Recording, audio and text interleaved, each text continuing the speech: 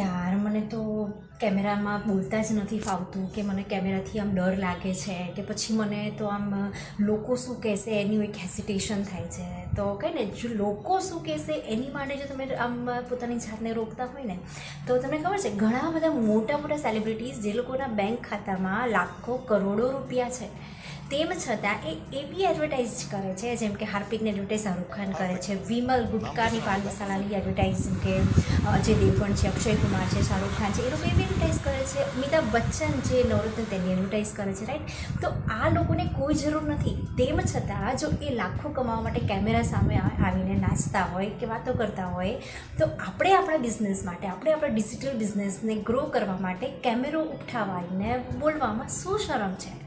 કેમ કે આ એરા એક ડિજિટલ છે અને ડિજિટલમાં આપણે ડિજિટલ સાથે નહીં ચાલીએ તો આપણે થોડાક પાછા રહી જશું, હે ને. તો તમે પણ આગળ વધવા માગતા હોય ને તો જલ્દીથી મને મેસેજ કરજો. Thank you so much.